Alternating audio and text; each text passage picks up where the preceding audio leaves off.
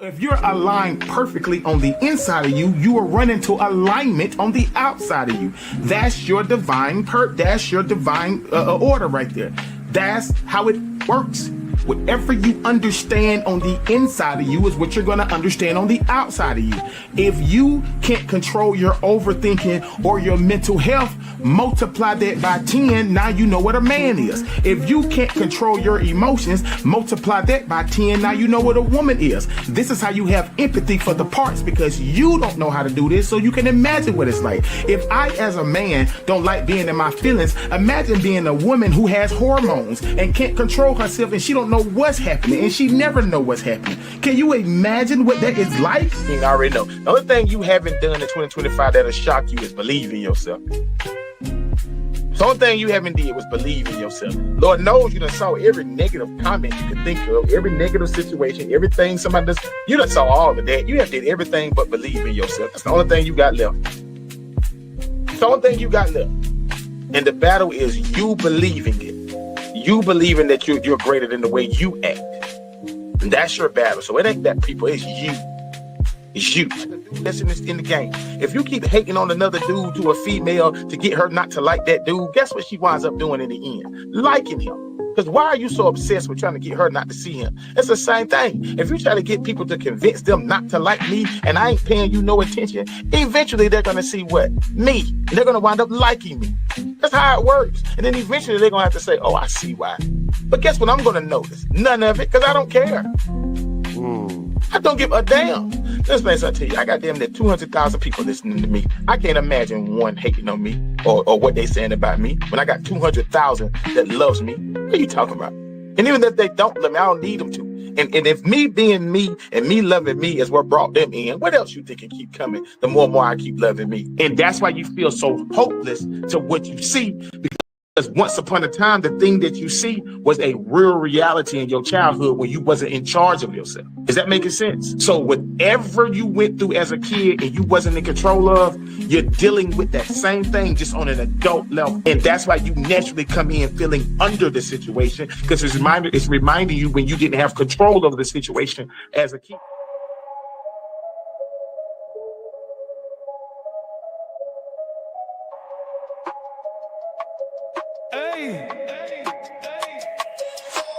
Cruising down the avenue, night full of neon, windows down, beats kicking. That's the ambiance, lessons from the past. Future ain't a promise in the rear view. Guilt weighs heavy, trust like tarnish. Stopped at the corner, mind in the maze. Life playing tricks like a magician's phase. Gotta keep moving, tied to these decisions. Consequence telling like snitches in the distance. Car Chronicles, the journey through the struggle. Dashboard confessions, man, life's a big juggle. Fast lane lessons, no detours, no hide. Accountability honks, gotta swallow that pride. Engine roaring, heart heavy like a V8. Driver's seat confessions, days tangled in fate. Rearview memories, they chase at high speed. Gotta learn from mistakes like books we need to read. Rolling slow, street lights flicker on the past. Each mile a chapter, some joy, some wrath. Man, hold up, it's your boy DJ KGIZZLE. Hey y'all, and I'm Mary Pleasant-Gibson, and welcome to Car Chronicles. Say, man, it's going down. Kendra, I want to tell you, stop. See, you starting already. You starting, Kendra. Me and you always go at it. What they say, that's our coach. There she go. See, who is that? I don't know. That it's not our coach. It is our coach. It's my coach. Say, it's going down. We got Coach G in the building once again. Say, what's happening? What's happening? Comments already, man. What's happening, man? What's going on? What we got going? Man, yeah, we finna get into it because I got a lot of questions I want to ask, especially about you. To you. I'm an open book, baby. That's what I do. So you gonna go first for me? You said. Now I guess I'll start first. Why do some people confuse being real with being toxic or stuck in bad habits? How can we call ourselves higher without making excuses for unhealthy behavior? Well, it ties into acceptance. The truth takes away the fantasy, and the fantasy is all the is what keeps a lot of people going. The one day aspect. You give somebody the truth, it busts the bubble of the fantasy, and it brings them back to the reason why they created the fantasy, was the escape of the reality. So if I give you the truth and you don't like my truth, then you have to look at who you are, and that's the reason why you created the fantasy. But the only thing you can get from a fantasy is more trauma to keep you in the fantasy. So it's an illusion. So a lot of people can't process the truth because it ruins the illusion. And most people hold belief in God is the one day aspect. Whole belief in life is the one day aspect. Whole belief in goals is the one day aspect, and the journey thereof. And so when you take that from them with the truth, and they have to accept that, then it brings them back to the reality of the thing that they don't like the most, and it's them in their current state. So that's the issue why a lot of people can't handle that, or whatever, because they have to accept it. So even in them accepting it, it's going to come off with anger and rejection. Now that's still acceptance. It's just they don't look at it that way, or we don't look at it that way, however you want to see it. But it's just what it is. So it's just about acceptance. That's all. Oh, okay. You talk a lot about growth and responsibility. What's the difference between blaming your past and using your past to fuel accountability and healing? Ooh. What's the difference? Mm-hmm. Well, the first difference is your past is not your past. Your past is your now. So you don't feel emotion. You can say, well, in my past, this happened, that happened, this happened. Well, it ain't happening now. Now, it's one thing to want to find the why of why I act this way, but it's another thing for you to blame it on. I don't care what you went through in your childhood. You grown, get it together. See, we ain't got to do no healing or none of this stuff. We just need some accountability. And so that's what people are not understanding. So a lot of people will use that as a crutch to stay the way that they are. So they'll say, oh, in my past, this happened. Well, this ain't happening now. I don't care. I don't care what your past is, because I wasn't there. We're looking at where you are today and why you acting like that today. I can understand you saying, well, as a kid, this happened and this happened and this happened. So that's kind of why I act this way. But that's more acceptable from a person who has accountability, and you have to come to them give them grace and say, hey, why you act this way? Well, nah, because as a kid, man, this is all I know. So, I'm kind of learning this. You can give grace to a person who understands their why. But in the day, saying that because I went through this in my childhood, you grown now. Ain't nobody trying to hear none of that. I thought the traumas that somebody go through, is what shaped them, like at that moment. That's why they move like that. See, here's the deal. The trauma that somebody go through shapes them to be great. They don't associate with that, though. They associate with what they want to be and what they want to do. They don't associate the trauma with greatness. So why you not acting great? Why you acting ignorant and associated to your trauma? Because your trauma put a fire under your butt that helped you create a reality that nobody ever seen around you and made you great. Why you ain't acting great? You see what I'm saying? But see, it's what you want to attach yourself to. Because most people don't know how to identify with greatness. They identify with how they see themselves. Because every breakdown, people usually see themselves from the broken down part. And I say this all the time in my life. If you grow up going through stuff, or you always having a breakdown, you're going to always see yourself from the narrative of the breakdown. But your life is going to always create solutions. You're going to always live in the solutions, but you see yourself as the person that's hurt. So if you are a 10-year-old and something happened to you, and it costs you to go on this binge of being, coming up with all these solutions, I don't care how old you get, you still see yourself as that 10-year-old, not understanding that you're trying to bring in things that answers the 10-year-old, not understanding that you have an adult solution to that problem. And that's what people are not understanding. So how you identify yourself will determine what you bring into your life. But then when things ain't working out, it's because you already got the solution to that behavior. You already got a solution to that. And but people don't want to see themselves as that, because the only thing they hear is, I'm gonna be by myself. People don't want to love themselves because they don't want to be by themselves. People don't want to do this stuff because they're going to be with the one person they don't like, and that's themselves, because they look at being with themselves as a sense of rejection. That's what all of this is. All this healing, all this trauma, all this is because people can't handle rejection. And when they get with themselves, they look at themselves as rejected souls. And that's the issue. And they're looking for other people to be the solution. I don't care what it involves. You can put that across the board. They don't want to take accountability because it feels like I'm going to be by myself. Well, being by yourself is that bad, then you can't get mad at the world when you keep getting the conclusions of nobody being around you, because it must be that horrible because you don't want to be there. So don't get mad when I don't want to be there. Don't get mad when things don't work out because clearly you don't like you. So don't get mad at me. I'm treating you the way you treat you. Clearly it's horrible being with you because even you don't like being with you so much so that you want to bring everybody else around you because you can't stand you. Well, then don't get mad at me when I can't stand you neither. I'm going to treat you the way you treat you. It must be horrible being with you because even you can't stand you, and you being with you the longest. Gosh, you must be horrible. So let me go and get away from you because you're dangerous. That's ultimately what you're saying. Okay. Yeah. You can talk amongst yourself. You can negotiate it all you want, but your result is what it is. You see, that's what I'm trying to tell people. If what you know works, then you better have the results that you need. If what you know ain't giving you the results, then you need to learn something different. And if what you know is making you comfortable, but you don't got your results, then if I offend you, then that's what you need to listen to. The opposite needs to work for you. If you feel good and still don't got what you want, if you feel good and still got a list of stuff the way life should be, and you feel good. No. But if I piss you off with something new, then that means that you're learning new information so you can get different results. Because what you know should give you what you want right now. Should be no process. The truth speaks for itself, and the results are aligned to the truth. If you lie to yourself, you're going to keep living a lie. That's just what it is. So if you are comfortable with what you know and you ain't got your results, then at the end of the day, it don't work that way.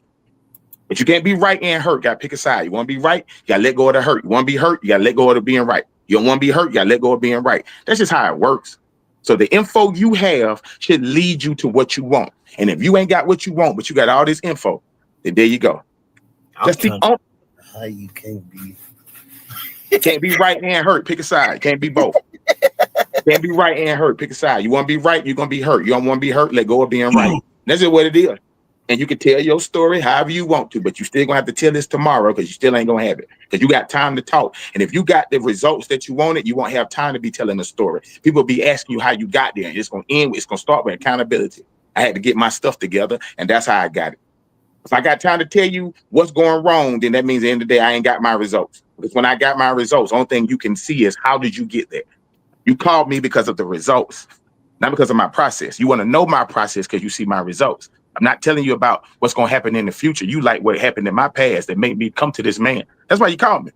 You see the connect. You see how it's already working. You like my info because at the end of the day, it seems like the results are here, not the process. And you want to know my process because of my results. But you don't hear me talking in the future. I'm talking about what we feel good at right now. And that's what it is. So whatever I know set me free right now. You dig? So the info you know you have should set you free right now. If it's not, you need to find another way to see this. Period. And you should, and it's gonna start with offense. Hey man, this ain't for the weak.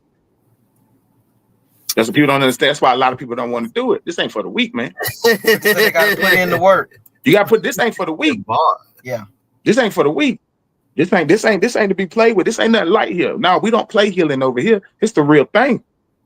God is real and for real over here. So at the end of the day, no, you can't come over here and no, you can't be victim over here. We get accountability. Ain't no victims over here, champ. It's all accountability. This is what it's gonna be, or else you're gonna keep getting what you got. How do you approach someone who keeps repeating the same destructive patterns but doesn't seem to recognize it? And how can you develop real self-awareness? How you approach someone that keeps doing it and they don't seem to recognize it is it's gonna look like this. If you look right here, you see how I'm no longer in this frame. That's your results when you want to stay the same if you ain't listening. I'm out of here. I ain't finna make you change. You gotta come up with that. See? Look at it. You say you're gonna disappear, coach? He said I ain't got like the genie. You see how, that's how it's gonna look. That's exactly because I'm not in the business of listen. Nobody is struggling with nothing. They want their way. Remember that. When you see a person that's going through back and forth, that's because they're refusing to see the accountability. They want their way. And the one thing that we all know in this body, we all hear that voice. You full of it. You know what you need to do. And we no, I want this. I want it this way. It don't. We're gonna always. As long as I can convince somebody else that life is a problem, I'm never going to listen to me. I'm always going to find somebody I can convince. And that's just the bottom line. Again, if you don't like your results, then it got to be something wrong because we're getting older. And I don't worship a God that tells me one day. I worship a God that said, I did it yesterday. I took care of you yesterday. So if you're still waiting for something, then clearly there's a problem because you don't have gratitude. Because I supplied all your needs. So if you still ain't getting something, it's you. There's almost 7-8 billion people on this planet. It's you. It's you. Period. Well, it's the only way it works. It's you. I get it. I get it. I'm staying neutral. Nah, tomato. Like I try to tell people, like it's all in how you choosing to see it, but this is your reality. Like, I mean, I'm staying neutral. I don't want to get it. So, nah, I can dig it. I can dig it. I totally dig it. For real. What mindset did you have to shift in order to grow? It's not my way. Ain't nobody did nothing to me. Don't nobody owe me nothing. You understand? People did exactly what they were supposed to do because of how I saw myself. I can't go on here and say I ain't never had a real woman when I was acting like a little boy. All these things, accountability. Don't nobody owe me nothing. I don't care what family may have done to me growing up and all this and all that. I'm a grown man now. It don't matter. People only did to me what I allowed. At the end of the day, if I had my stuff together, I wouldn't be in the position that I was in for you to even do me wrong. That's on me. I can't get mad at you because at the end of the day of how you treated me. Well, I shouldn't have put myself in that position to be treated that way. That's on me. Nobody owe me nothing. People going to treat me the way I treat me. And what do I got going on so much that somebody's just going to change their life like I got my stuff together that much? Wrong. Who the hell do I think I am? That's just the bottom line, partner. That's why my accountability words are so aggressive because I'm talking about me. I got my issue like, now for real. Why would somebody even want to talk to me and all that? And then I want them to hunch on me. And here I am fussing with you all day and all emotional with you and arguing with you. But yet you supposed to come in here and do it to me on top of that. And you did me wrong. Oh, okay then. See, that's what set me straight. Now, that's not about them being right or wrong. F them, I'm still taking me regardless of what. My wisdom come with me. I ain't studying them. Because I understand everybody is just a lesson in wisdom or whatever. They either match my gratitude or they match the lesson. Either way it go has nothing to do with them and always come back to me. So this ain't about them. It's about me getting better. So it is what it is. And so, and if they are that bad, that lets you know that they are my vibration and they are my frequency. What the hell am I doing down there if I think I got it together so much? How did I meet these type of people if I got it together, if I thought I had it together so much? How in the hell did they even get on my frequency? And it's a them thing. Accountability, baby. And when I did that, it's ill. Back up a little bit. When I got my stuff together, then now I don't have to make demands. You come in my life and you see my lifestyle. You see what the frequency is. You can hear what I do every day and see my system. And that'll tell you what I'm not going to tolerate and what I am going to tolerate. So I get to change it now because at the end of the day, I got a checklist of what you should be. And then God had to tell me, you do know you ain't got none of that going on that you want somebody else to be. Let me get it together. I want somebody that know how to read and I ain't read a book in years. I want somebody that I can be able to grow with and I'm over here emotional and fussing all damn day. No, man, I had to get it together. And this wasn't for the sake of the people. I got tired of the same thought patterns, the same emotions. 6 o'clock, I'm in my feelings. 6:05, I'm visualizing the worst case scenario and I'm acting like I'm punching you in the air. So it kind of looked like it's something wrong with me. 6:10, now I'm back in my feelings again. 6:15, my chest hurt because I done had this whole emotional response. Now I done got hungry because now I'm ready to eat some chips or something. Now I need some dopamine because now I done made my body up and down, up and down, up and down. This was my process every day, all day. And eventually I got tired of me. I got tired of me. Accountability, man. I got tired of me. And that's when I was set free. When I got tired of me. And that's that. And I mean, it's like sometimes they can provoke you too, though. Ain't no such thing as nobody provoking you. You are a grown man. People only trigger what you believe. You believe that about yourself. That's how they provoke you. And that's why they showed up, to show you how you feel about you. Ain't no such thing as people provoking you. You are a grown man. Tell me what words can provoke you when you have to determine what you're listening to and you determine what slot it go in. How am I provoking you? If you say, man, you a bum, who in their right mind gonna believe that I'm a bum? Who in their right mind gonna say, oh, you use people and all this, you can't find a person that can say it? Who gonna believe it? Now, how can that trigger me if I know it ain't nowhere near true? How can that even touch me? Because who you talking to? Because you can't be talking to me. Oh, he don't take care of his kids. I've been a single father almost 18 years. My daughter just walked across the stage Saturday. Who you talking to? Who you talking to? So I don't get triggered by that. If I get pissed off, it's because they got a sense of truth in it. So ain't no such thing as words triggering me if I ain't got no home for it to host. My body don't even host that type of stuff because I don't do it in my mind. So there ain't no such thing as people triggering you. That's your vibration. If it's making you mad, accept it for what it is and make the transformation so it won't sting no more. The end. You're a grown man, dog. And if I can trigger you, then dance, Geppetto. If I can trigger you, you're gonna do what I tell you to do. I want you to realize that if I can trigger you, I own you, and you're gonna do what I say do whenever I feel like it. I'm gonna hit one of those buttons. Boom. Now your whole day is messed up. Now the light gonna be red for a long time. The car in front of you about to drive slow. You're gonna hit your toe at work. You're gonna get into it with one of the people at the job. I'm finna trigger you whenever I feel like it, if that is the case. And I want you to understand that, dog. That's how that works. You're going to do what I say do. And don't you dare get mad at me and try to go back and forth with me, because at the end of the day, look at you, all out your body, all out your frame. No discipline, no emotional intelligence, no nothing. Just got you out your body. Look at you upset, chest hurting, head hurting, talking to yourself, pacing back and forth. Got to calm down. Probably want to smoke a cigarette or something. Just got you wrong. Just got you out your body, out your mind. No discipline, no structure, no nothing. You care too much. Just look at whenever I feel like it, I can get you like that. But hey, tell your story.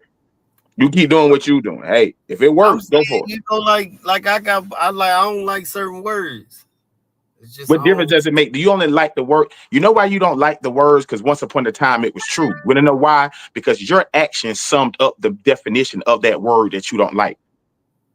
You're looking at your situation and that word matches the situation. It's your definition. Your actions match the definition of that word. That's why you don't like those words, because you think that way about yourself. You look at the way you act and it sums. I promise you do. That's the only way it works. You can't say, nah, dude. You can't. See, you can't tell me nah and then you suffer from words triggering you. I'm telling you what it is. I'm just saying it's just disrespect to me. I wouldn't. Ain't no disrespecting how. I'm just saying certain words, you know, to me. You're a grown man. What are you talking about? Certain words. How old are you? I know. So I'm just saying. Listen what I'm telling you. So that means you have a childhood that's full of trigger words that you believe. That means you're still functioning as a kid emotionally, because you're in your emotions, not your logic. Which means now you're in the wrong state of your body, which means you're in your feminine side of your masculine. If you're getting triggered by words, if words, that's vibrations can trigger you, you got your body. You're moving in your feminine side. You should know better than this. Words, that's all. You should know better than this, though, dog. You shouldn't even pay none of this no attention. You probably be on social media and finding all types of stuff that you probably fussing at. The stuff just trigger you. You're just going up and down Instagram and TikTok and all that, just getting triggered. Because at the end of the day, you can't control the controllables. You out your body. And you mean to tell me you got over 7 billion people on this planet that can use that word? Do you know how no good you finna be for the rest of the day? If 10 people use the same word that you don't like, can't beat everybody. So these people got this. These people got. Then if that's your solution, then what you talking about trigger word? Then if you just know the solution is get on about your business. Yeah, I'm saying I do, but I'm saying it be some people that follow you, and you know, like people I'll be blunt follow you.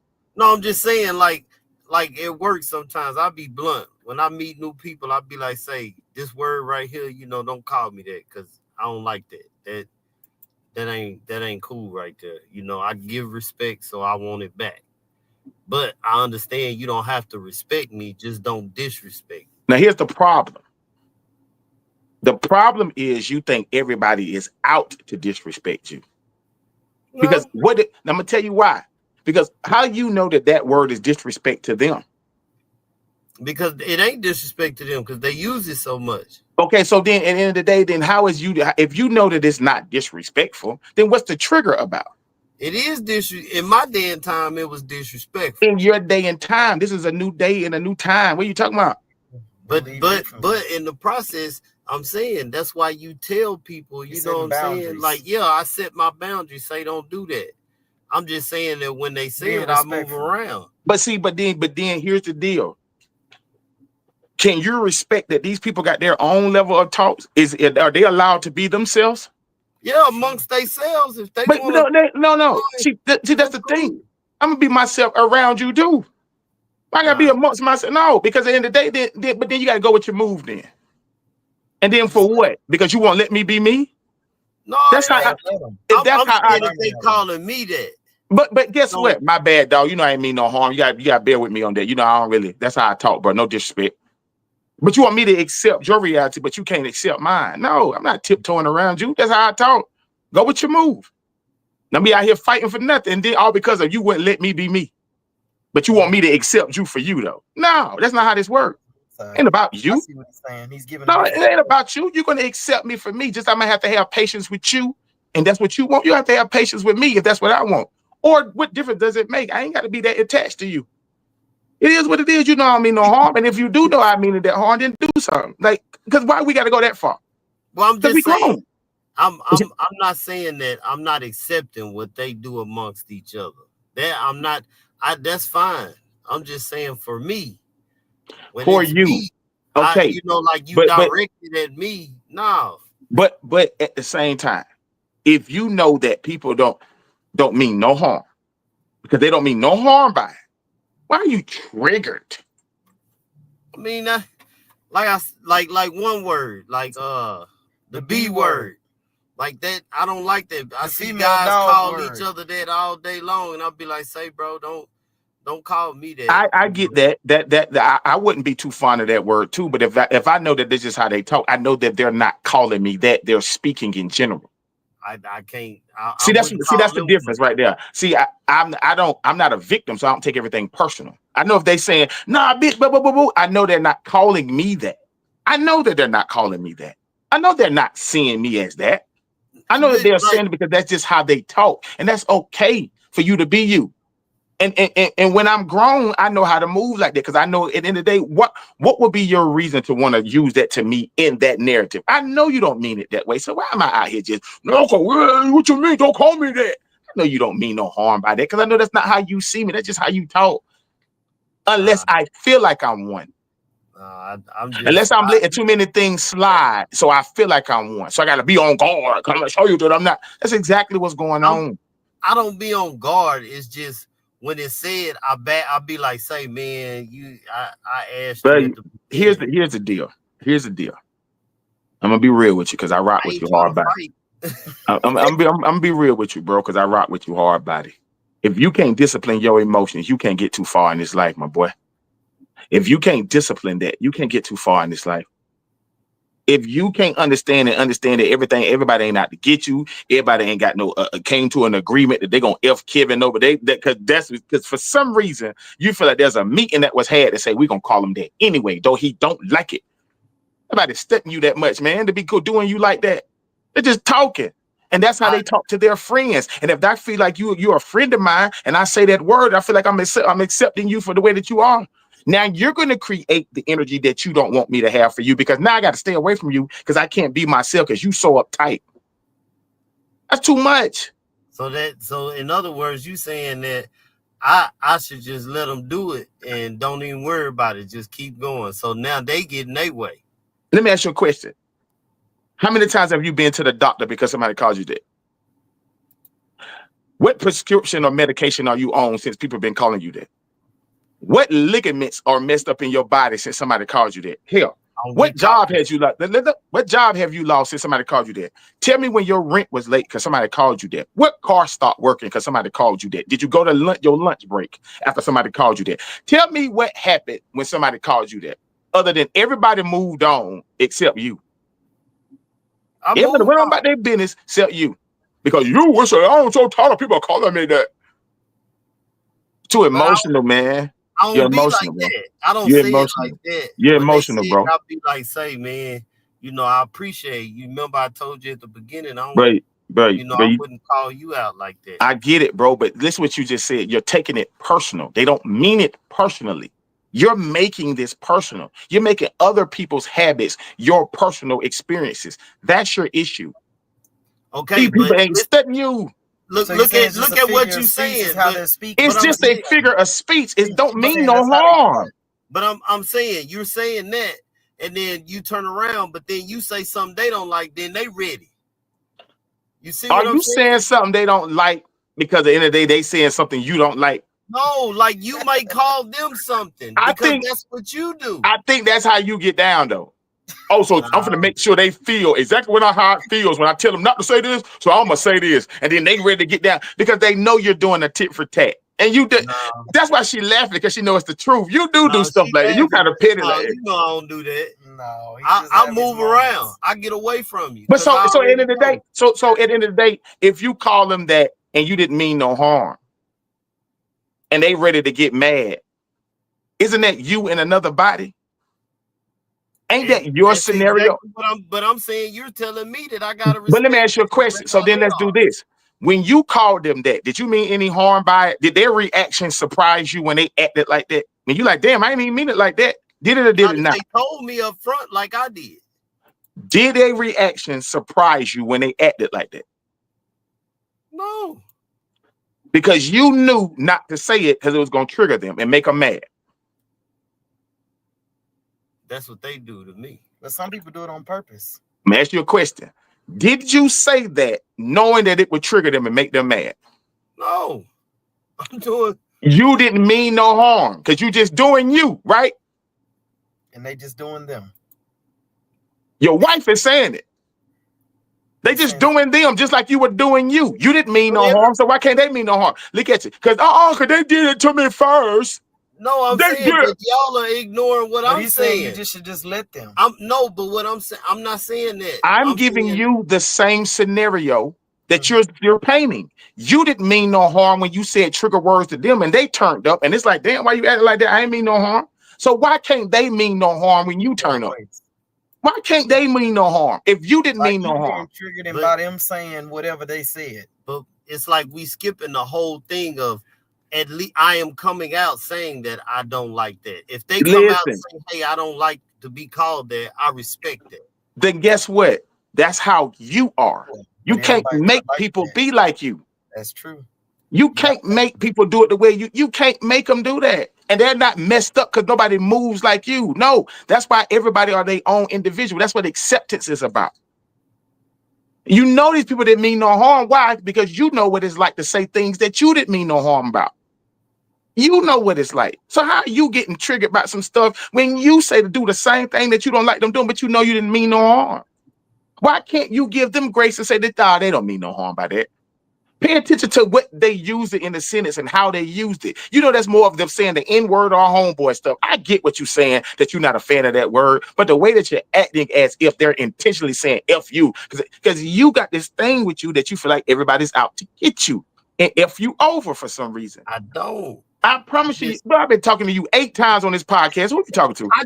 I lay bro, my who you talking to? Bro, who you talking to? I done talked to you for 16 hours. Who you talking to? 2 hours, 2 hours an episode. Coach. Miss Mary, let me talk to Miss Mary. 2 hours an episode, Miss Mary, 8 times. Who he talking to? 16 hours, and he gonna sit here and tell me no, he ain't. Because I spent 16 hours not kicking in on some homie stuff, but coaching him and getting what you think I've been doing for 16 hours? Who he talking to? Miss Mary, who he talking to? He talking to you. It can't be. He can't be telling me what he did and what he did. I spent, and that's what I'm in his life for, to expose something in him, to show him for 16 hours. And now he gonna sit here and tell me, no, I don't. No, because 16 hours now. Who you talking to? Do we need to go to episodes where I've always had to talk to you about your feelings, your emotions, your thought process on that? You should have put that in the cut. The next one we do, make that part of the welcoming thing when we come in. How many times I had to say something to you? And instead of putting dig, let me put you on game. Show these right here, different clips right here. And make sure you show, and you do a zoom in on your wife smiling, because she know I'm telling the truth. She know I'm telling the truth. She's trying to be on the united front, but she know you, man. You blow things out of proportion because you take everything personal. But you can't get no discipline like that as a man if you're getting triggered by this world. You are a man. Nobody's out to get you. They can't. Everybody got their own personal, but you are a man. You are too triggered to be a man. No, bro. You can't be taking things personal out here. This world will tear you up out here as a man if you kept constantly putting your emotions out here and your buttons are being exposed. No, you can't do that. You got to be disciplined with anybody out to get you, dog. And that's why they showing up in your reality, because they're trying to show you how you move. Everybody is a reflection of you. Because I don't get triggered by things, people don't bother me. But because you'll get triggered by things, you meet people that will use the triggers. You meet people. What's the odds that you meet people that say the word that you don't like, that triggers you? And I don't know people who really talk like that the way that you're talking about. I don't know nobody who talk like with them all day. Listen what you're saying. Listen what you're saying. You work with the people all day that say the word that's a trigger word. Tell me about manifestation. Tell me about vibration. Tell me about frequency. This world is happening from you. It's responding to you. How is it that you're meeting the group of people in a place that's out of your control that says the things that trigger you? What is the odds? And you're in the place where you can't do nothing about it physically because you'll lose your job. What is the odds that these people are in a place where you have to take the things that trigger you? And you're trying to tell me that that's not you. You manifested this because it's you. So you can't get mad at them when you discipline you. They stop talking like that. When you understand that nobody means you no harm. What is the odds that you bring everybody around you that talks the way that you don't like? What is the odds that these people showed up? What's the odds that they showed up at your job? And you got to take it and get in your feelings about what is the odds, supervisor? I don't get in my feelings. I just tell them, I say, man, I don't even like that word. And I go on about my business. They usually come back and say, yeah, you're right. You did say that. I just set a boundary up front, being honest. Oh, okay then. But if it don't apply, let it fly. Well, I mean, if you talk Mary, let them flow. Let them flow. We get what you're saying, sir. Now I know what you're saying. Oh, I feel you because you won't play that. I know that's right. But I had to learn that one because I had a trigger too. I have someone that is, they try to use, like you say, personal things about you. You know what I'm saying? Things of the past and stuff like that. And it's like, why am I going to even entertain that? Like, not only why am I going to entertain it, how do they even exist in my world? Their family. I'm going to say it again. Why do they even exist in my world? I need y'all to understand this, especially if you family, you know better than to play with me. You know better than to do certain things. I don't give out no passes to that. People who don't know me, okay. But family, you know better. You know better. So if I know that you know better, then I know what you're trying to do. Let me go and get away from you because you're dangerous. That's it. Let me go and get away from you. Right. Remove. Let me go and get away from you. I don't care. Yeah. I don't care who you are. To have me in your life is a pleasure. You will not treat me like I'm the back row of the crayon box. You're going to treat me like I'm the red, blue, and yellow that's at the front.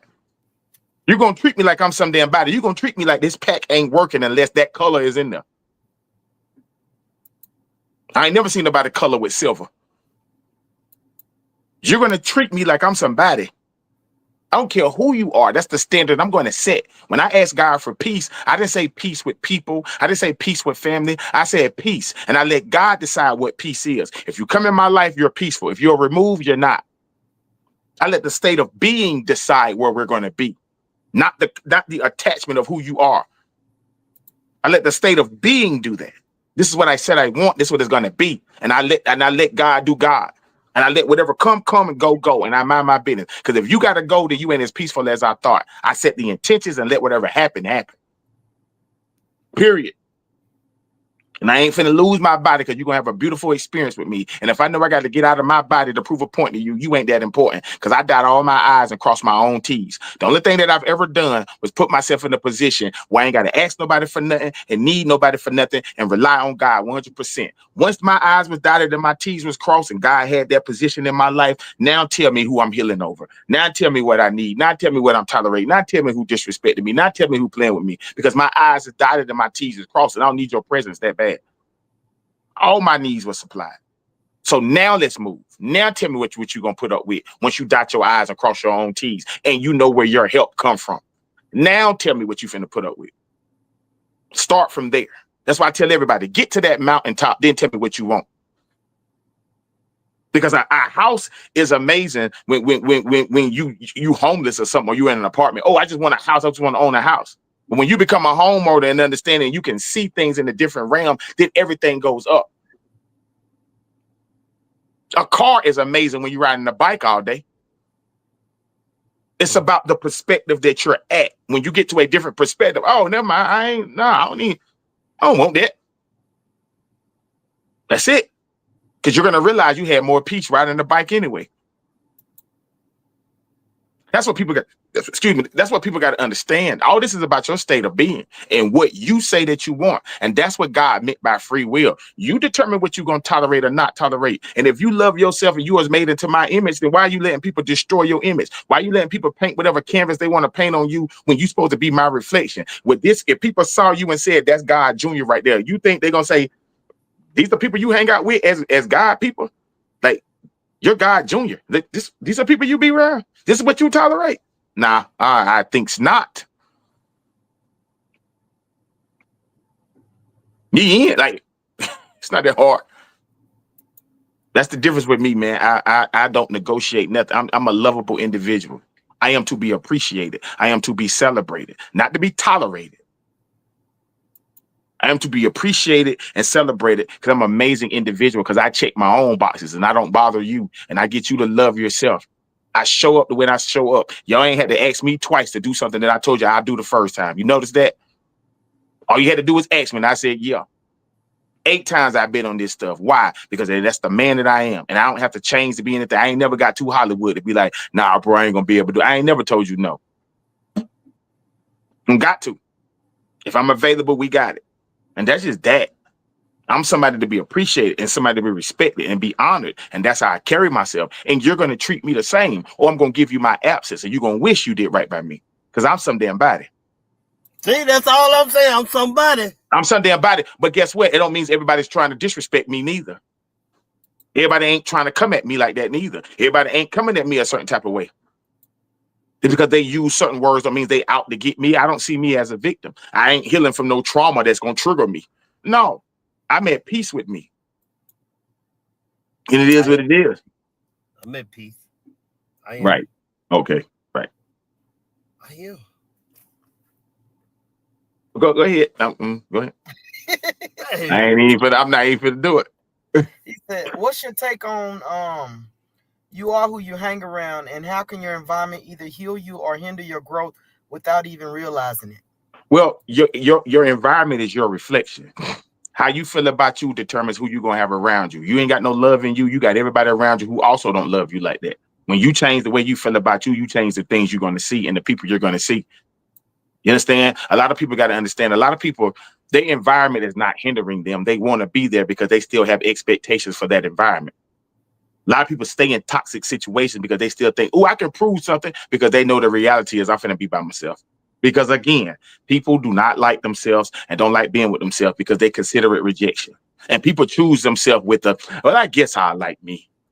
Don't nobody else want me, so I guess I like me. Don't nobody else care about me, so I guess, look at how you choose you. So that's why people stay in situations longer than they should, because they don't want to be by themselves. Because people equate quantity for quality. The more people I got around me, the more valuable I must be. Not understanding everybody around you is using you. They need you, and you know that.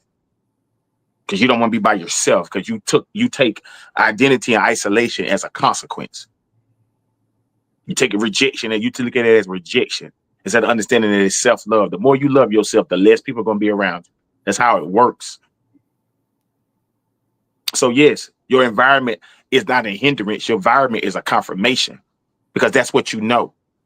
You only bring in the environment that you grew up in. And if your environment was toxic, the people around you are that, because that's where you excel the most, in toxic situations. Because how can you stomach BS and still be around it if that's not who you see yourself as through that narrative? How can you be around? I can't have conversations with certain people because it lowers my IQ and make my stomach hurt. It's impossible. It's certain places I can't go. It's just certain places I can't go. No, it lowered. No, I can't have certain conversations because my stomach start hurting. I start getting a little nauseous. I gotta get a little bit of throw up in my mouth. I gotta get ready and go. Now I gotta get a Tums and then take some Mucinex PM to go to sleep because now I'm in my feelings. I ain't got time for this. Capacity. I don't have it. I just don't got it. I ain't got it. It ain't but so much of it did. Okay, for real. It's only so much I can do. I gotta get ready and go, man. For real.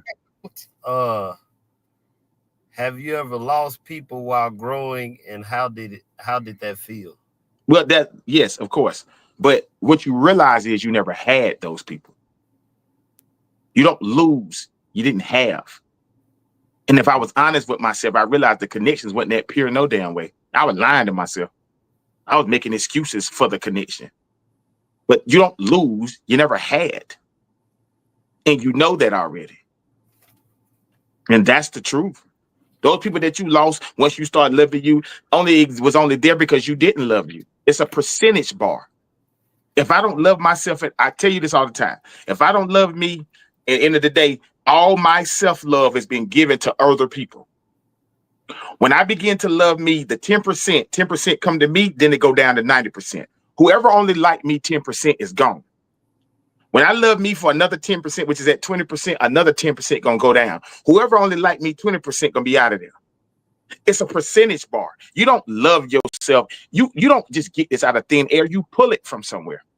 You pull it from the people that you gave meaning to. You understand what I'm saying? You rented out, you loaned out all your money, and everybody who had to pay you back ain't got no money now. That's the only thing is you getting your money back that you owe. And then there's certain people that you got to ask your money back from that you don't want to do, and it's family. Because then you going to ask that money back from me for real, and on your family, you going to do me like that? That's when you start getting the tug of war, because now you saying, damn, they're not going to pay me my money back. They know I need that money. And then they go assassinate your character. That's the self-love thing. When you try to pull your energy back and it start getting to around the 40-50% range, that's when you start meeting family. That's when you start dealing with family members, and that's when the war comes in there. And that's what makes you say, man, I'll just stop right here. I don't want to keep going. Nope, you got to keep going. That's when they start assassinating your character. Because the 10, 20, and 30%ers don't matter. When you start getting down to that 50%, people who got 50% of your love, then it start to hit. And it start to hit. That's when self-love becomes a problem because of who you got to let go. You got to let go of those friends. You got to let go of the best friends that been with you all this time who ain't did a best friend thing in 10 years. Been competing with you for the last 15. You understand? But you don't want to let go of that because of the meaning and what's associated with it, because your whole identity is associated with that connection. And you know damn well it don't mean you no good. Yeah. So that's the issue why people say, nah, I just rather. But that my friend, though. No, it ain't. That my man did a friend thing and I don't know how long. You walk in the room, they louder than you. They want everybody to see them. They talk like you, act like you, walk like you. They got a whole other friend group that you don't like because at the end of the day, them people, that person act just like you in that friend group. They already stole your identity. They stole your swag. Now they're trying to compete with you because now they know it. That's why everywhere you go, they want to be there because they want to see what door you can walk through because they can't walk through it on their own. That person ain't been a friend in I don't know how long, but you don't want to let go of it because you don't want to be by yourself. Because you don't realize you've been by yourself all this time. That person don't love you. They ain't your friend. That motherfucker don't even like you. But that's just the reality, man. People got to learn this stuff. And that's the truth of life. That is true. Yep.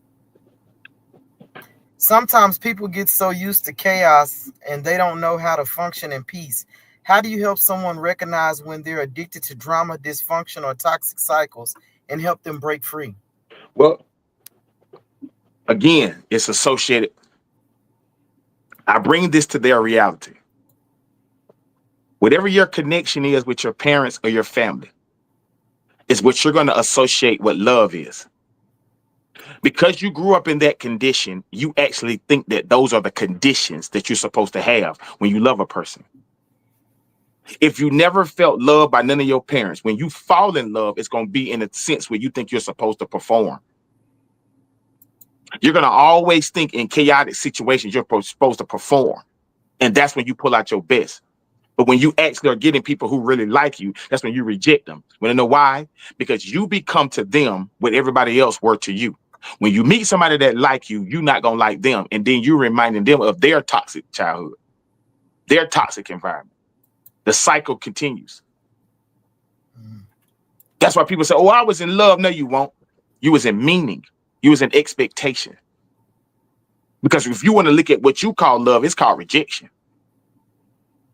Your whole basis of you was rejection. Because think about it. When you tried to be yourself, there was a consequence for you being you. When you tried to express yourself, there was a consequence for you talking. When you wanted love, somebody gave you a whooping and told you to go to bed. When you wanted to be healed, somebody told you something was wrong with you, back up a little bit. That's what you got instead. So then when you get older, you're going to express your impressed childhood. So then you're going to go out here pursuing people that don't mean you no good because you think that that's where you're supposed to show up at. Because you understand at the end of the day, that's where I'm at my best at. It's how you get to show up. You're going to stay in toxic situations because at least people can see you as the good person that you are. That's why they won't walk away from toxic situations, because the world is finally identifying them as a good person based off how bad the person is that's around them. Because deep down inside, they know if they get with a peaceful person, they're going to tear their life up because they toxic.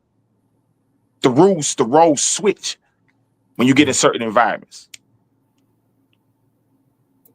So then when you get a person to understand that this is your reality and this is what you have to accept and this is what you got to pay attention to, that everything you're dealing with is from your chaotic expectations that you have from the world based off how you grew up in your environment, then they understand, oh, snap, I'm doing this. What's the concept? Most people only chose themselves because something is not available. Because I'm single, I'm going to go do this. And then all of a sudden, when you get in a relationship, then you stop doing all of that. Then what were you doing? What is you saying your purpose is on this earth, just to be an attachment to something? You're going to choose you by default because nothing else is going on. But in the moment something go on, you're going to throw you to the back burner. There is nothing you should be doing that you have to stop doing the moment that you get in the situation if you govern the right way within yourself. Because that person won't be asking you to change that much. You should already be moving through your morals and your integrity. But this is where people find their validation in these type of environments. So this is why they show up to be this way. So what I get them to do is pay attention to the accountability. How do you even get to stay in chaotic situations and you can function and sleep at night and you trying to tell me that it's them? How do you get to lay and go to sleep in a toxic environment? How do you get to do that? How can you function in chaos if you yourself is not an agent of chaos? How do you even meet these people? How do these things even get to be around you if it ain't you?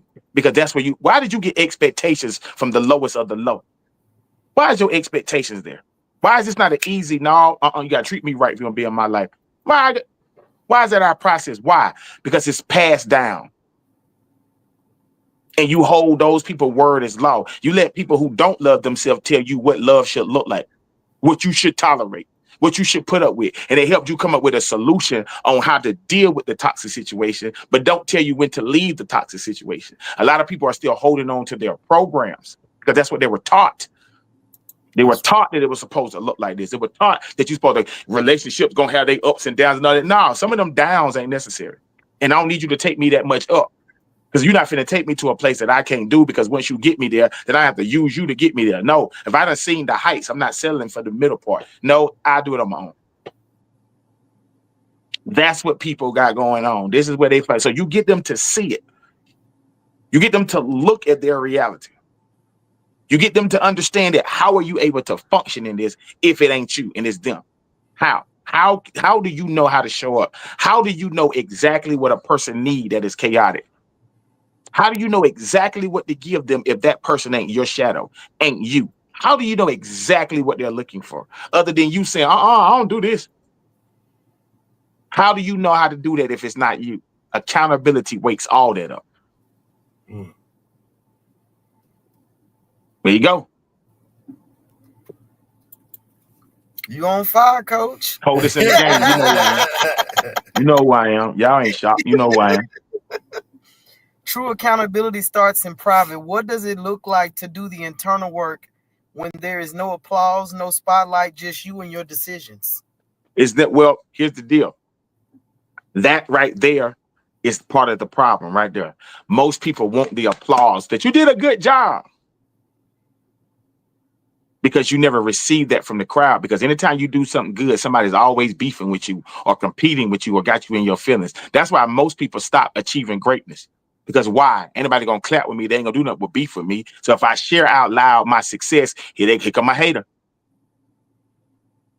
See, that's one of the darkest days of your life in one of them doing transformation is when you have to understand this happened to you and you don't need nobody to agree with you. They done me like this and I don't need nobody to agree with me. Because you've been spending time, somebody finna take responsibility for this action. Somebody finna take responsibility for the way that I feel. Somebody finna handle, somebody gotta explain this. I ain't just finna let nothing slide. Somebody gotta handle this. Somebody gotta speak for this. Somebody gotta take responsibility for it. I ain't just finna let this slide. That's the hardest thing to do. It's because at the end of the day, you finally realize that knight in shining armor may not come. That clap may not come. And you finally got to realize this is about making your own self proud.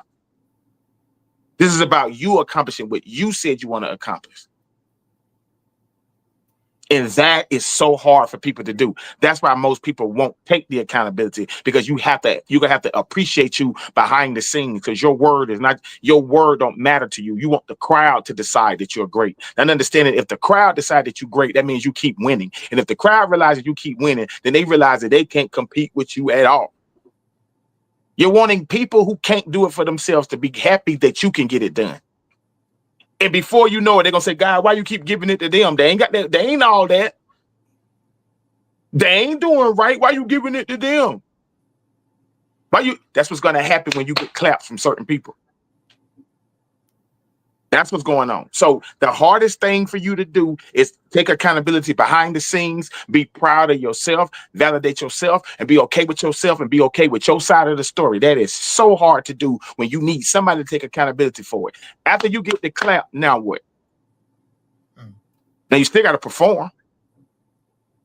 After I validate you, now what? What just changed? You just feel better?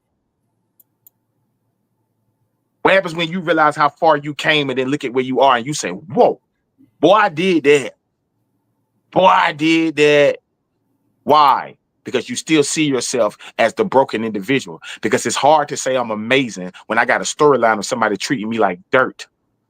It's hard for me to say that I'm great when there's somebody out here violating me every chance that I get. How can I be amazing if I'm at war with family? How can I be amazing if I got exes that's out to get me? Family and friends that don't like me. How can I call me amazing when this is my conclusion? Because I don't understand. Most people don't understand. They think they became that way because people treated them this way. What they don't understand, you were being treated this way because you are that.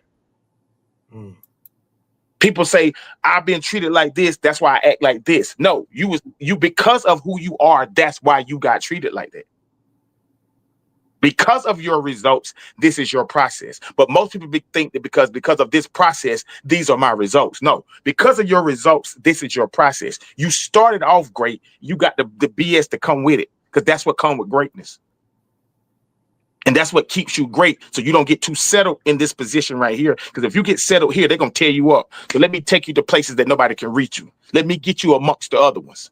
The ones that really got this going on. But most people don't understand that, because it's hard to get that clap behind the scenes. I promise you. And I know that's a good question that you asked. That is one of the most hardest things to do in healing and all of this other stuff, is to get the claps behind the scene, to validate yourself and be okay with it. That is so hard to do. So what the creator does is put you in a situation where you're going to have to do this nonetheless. You're going to still press on regardless. And then when I get you where you are, I want you to look back over where you just came from, and you're supposed to clap for yourself and say, wow, because how can I be proud of you when I don't know where you came from? Because why would I be proud of you? I'm not shocked that you made it. I don't know you. How can I validate you as if you couldn't do it? I don't know. You could be amazing before I don't know. So how can I wait for the crowd to be proud of me when you don't even understand where I came from? You met me as a winner. So why are you shocked that I made it? You didn't meet me when I was struggling. You didn't meet me when I was broken down. You didn't meet me when I was going through it. No. You met me as a winner. So the only thing you know for me to do is win. So you can't clap for me. You met me at the finish line.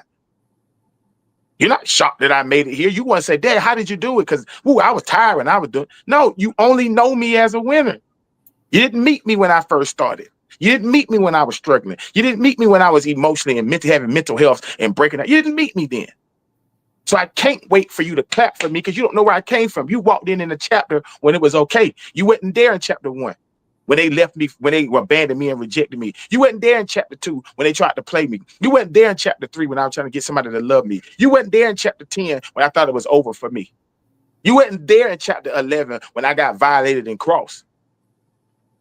So the only thing you came for is in chapter 12 when I made it. Chapter 13 when I'm great. Chapter 14 when I'm on somebody's podcast talking that ish for the 8th time.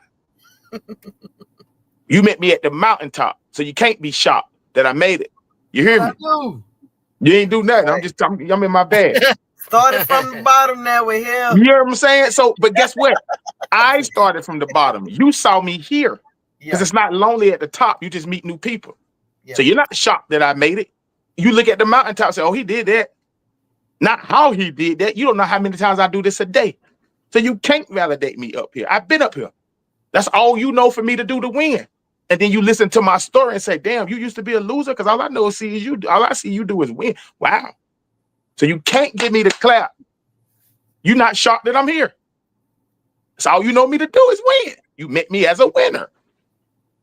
You did? Going to mental health. I had one more. Well, men, especially in certain environments, are taught to man up and suppress their feelings. How do we break generational patterns that say vulnerability is a weakness? Well, she asking that for me. No, it wasn't. I know. It wasn't. It was just a question I thought was good. Yeah, you was. No, it wasn't. No, it wasn't. Okay, so this what it is. This what it is.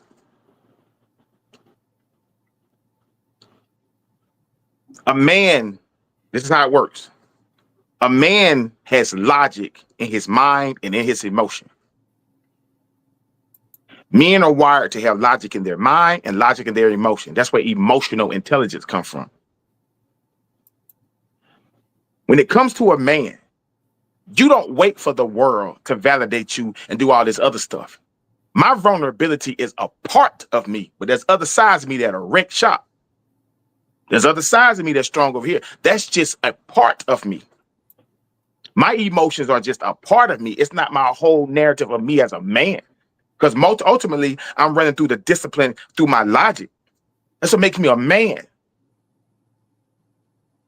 And most men, when they get in their feelings, are looking for a solution to that, understanding that it's about his narrative of what he's saying as a man.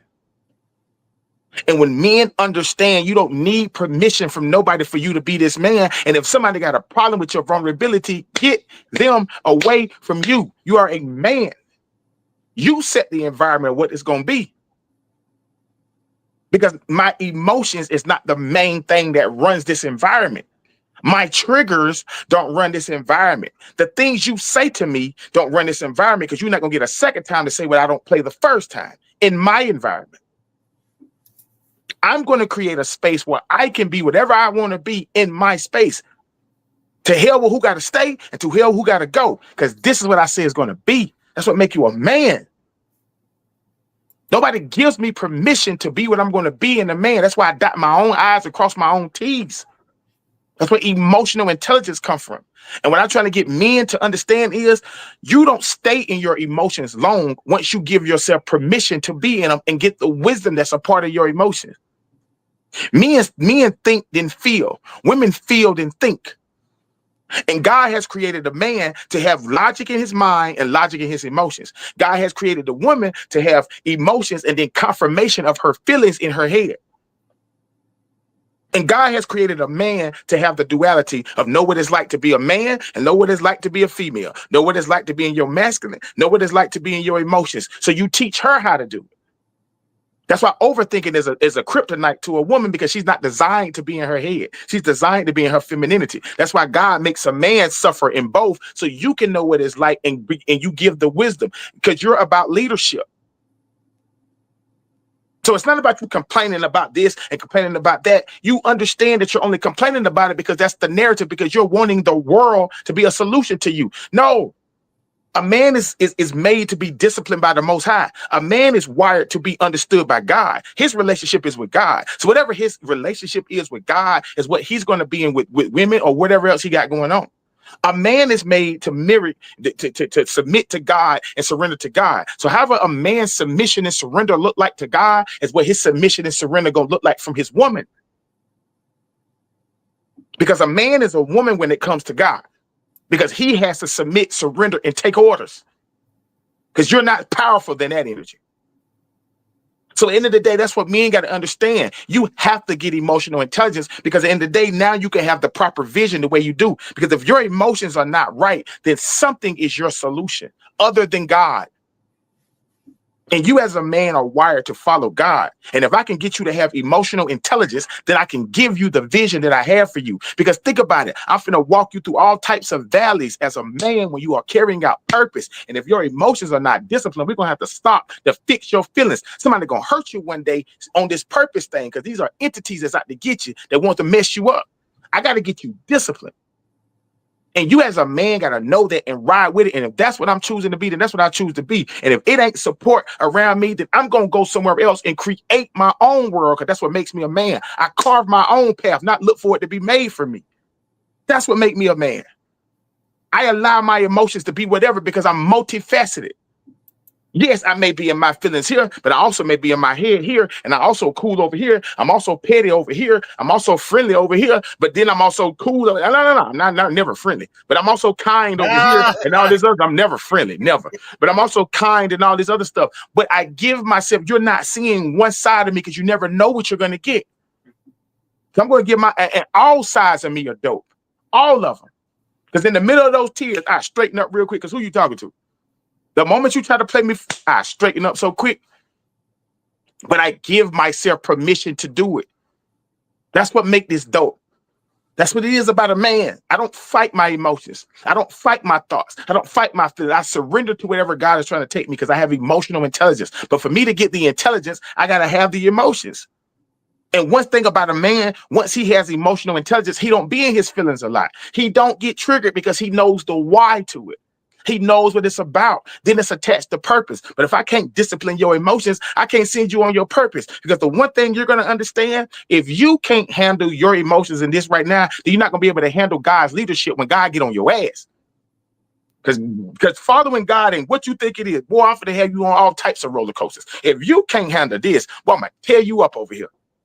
Because the way I'm going to have to talk to you over here and hold you accountable and put the mirror in your face and all this other stuff, you're going to be in your feelings if you don't know what's going on here. So I have to prepare you before I send you.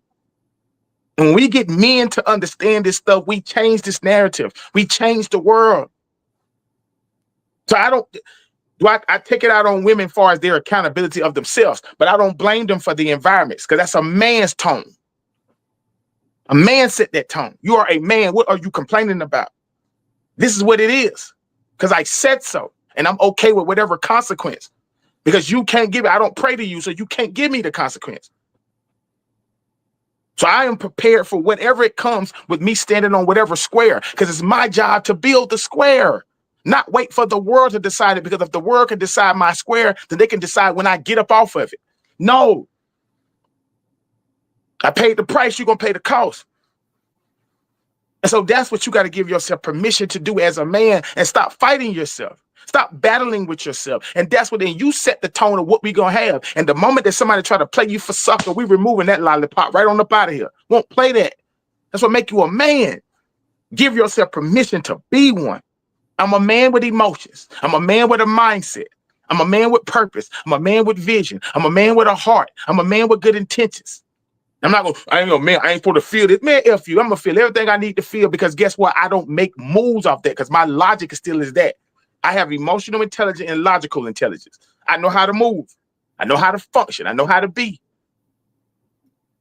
So you got to stop fighting that. Don't be triggered. Why are you triggered? Because you're triggered because emotions are only unhealed wounds. That's all emotions are, unhealed wounds. And if you are still triggered by something, that means you still have expectations from the past. These people are just your confirmation that you still feel that. But where did this come from? You take your mind back there and you deal with that.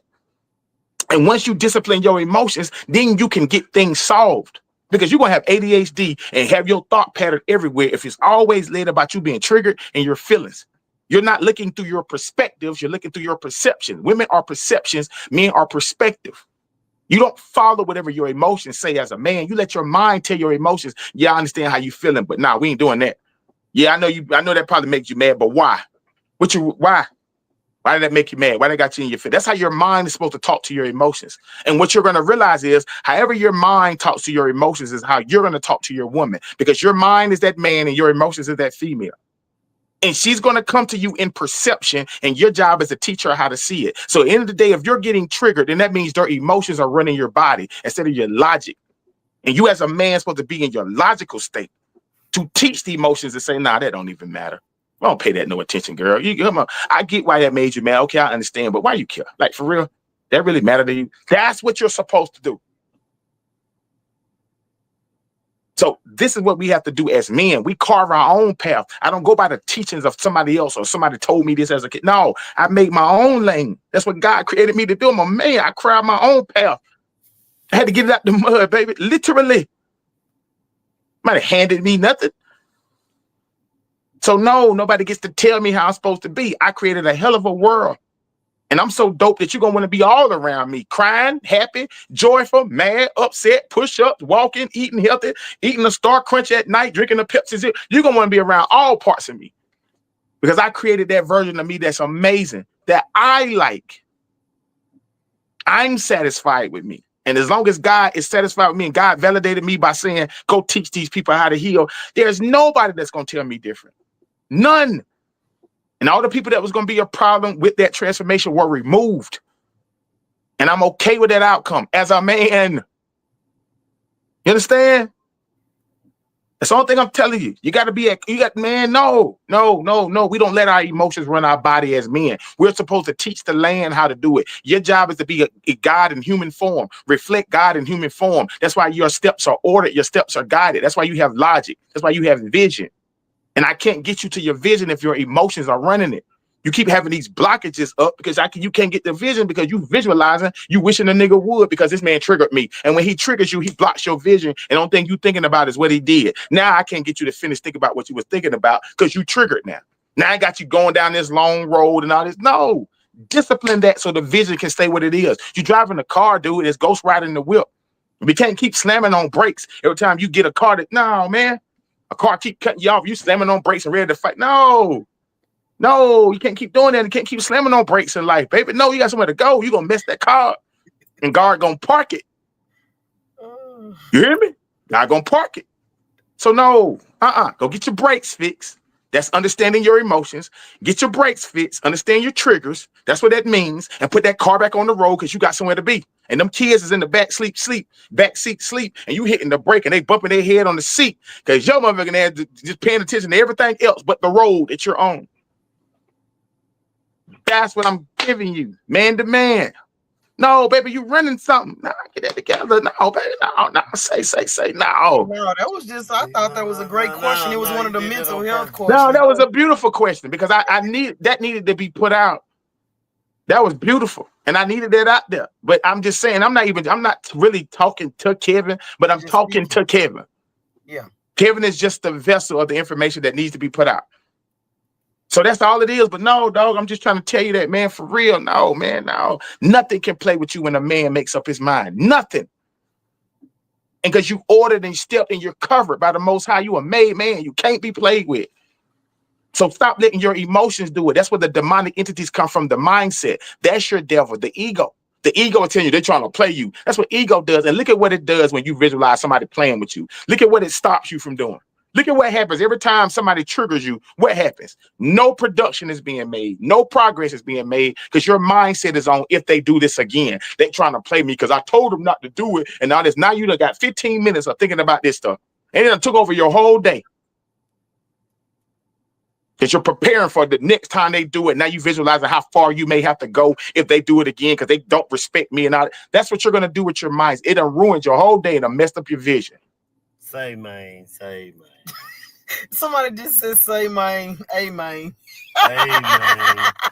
Come on, man. You know I'm telling, and you know I'm telling the truth because that's the process of the mind, ain't it? You start visualizing the next time they may do it and how far you got to go because they not respecting me because I told. And then you remember when you told them that. Now your heart beating a little fast because now I got to prepare for war because I done told you. Now I'm at my job. I may lose my job because I'm going to have to prove a point to you. But at the same time, if I let it slide, you're going to keep doing it, which means you think I'm weak. You're going to put me to the side. So therefore, now I'm all in my head. Now I'm pacing back and forth. Now I got to be mad so you can see not to talk to me at all. So now I'd rather you be mad at me so you don't never say the word again because you ain't gonna be around me no more. I know what this is, man. It's mental health at its finest. That's exactly what you're going to do. And guess what? Done interrupted your whole production. Now you get home and now you got to think about when you come to work, you got to see the dude that called you that. Now you wondering if y'all got beef because now you don't want to talk to him because he done said this. Now you all in your head. That done affect you at home. Done mess with your sleep and all this other stuff. All because of a word that you think triggered you. But yeah, tell your story. I get it. I ain't finna lose no sleep. No. That ain't finna happen. Just learn to let people be.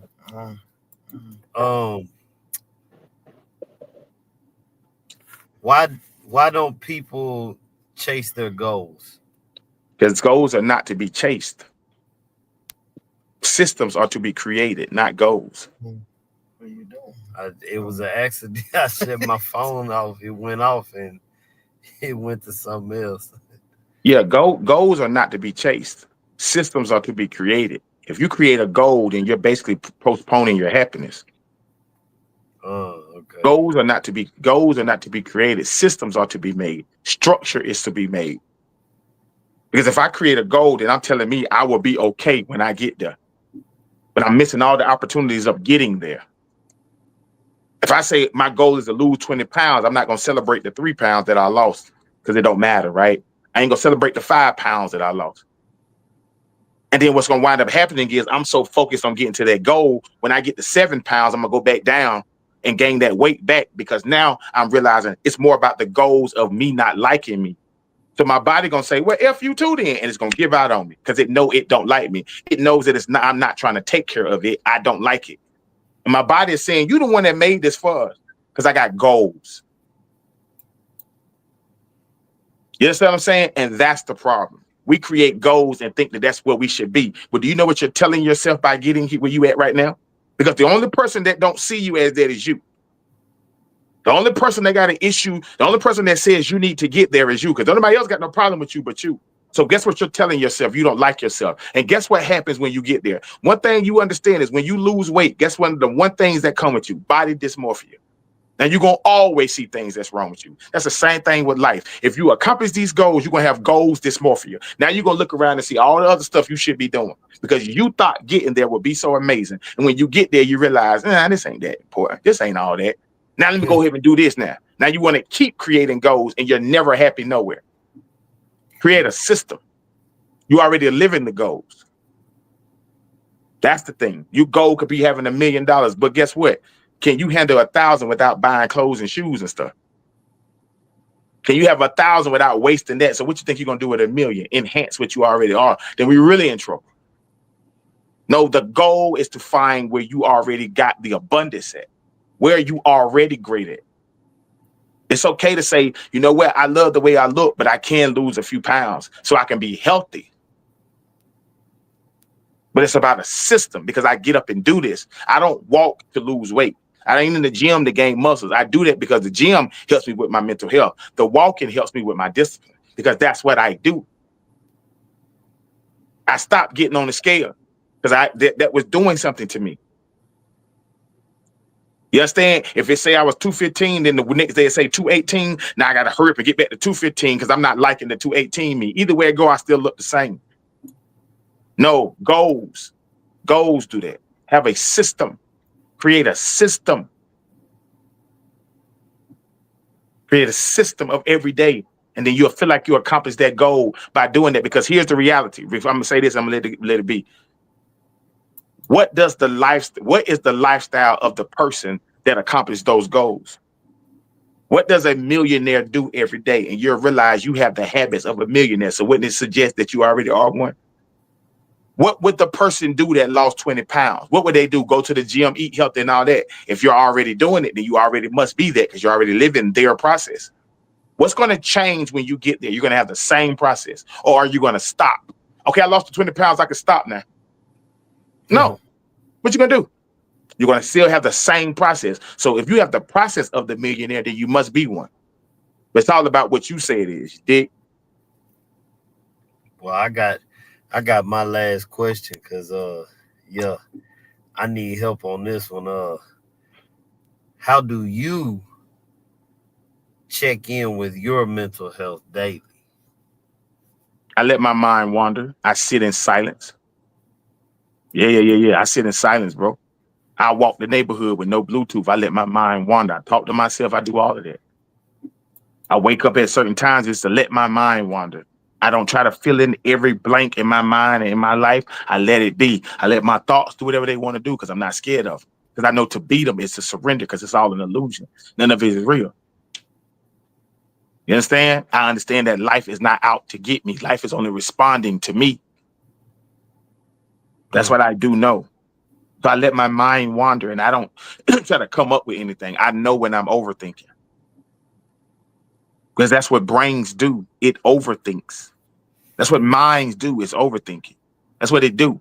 But I know how to bring attention to my right now. So when I get in my head and my feelings come into play and all I'm doing is sitting down and then my emotions and anxiety kicks in, I immediately look at where I am and understand, oh, I was just in my head.